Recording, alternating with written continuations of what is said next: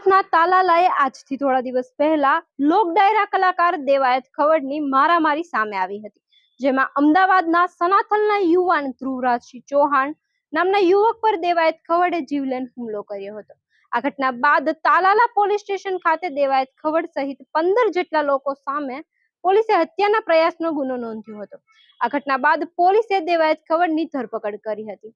ત્યારબાદ દેવાયત ખવડને વેળાવળની મેજિસ્ટ્રેટ કોર્ટમાં રજૂ કરવામાં આવ્યો હતો અને તેના રિમાન્ડની માંગ પોલીસે કરી હતી. જો કે કોર્ટે રિમાન્ડ ફગાવતા દેવાયત ખવડના વકીલની દલીલને સાંભળીને ધ્યાનમાં રાખીને તેના જામીન મંજૂર કર્યા હતા.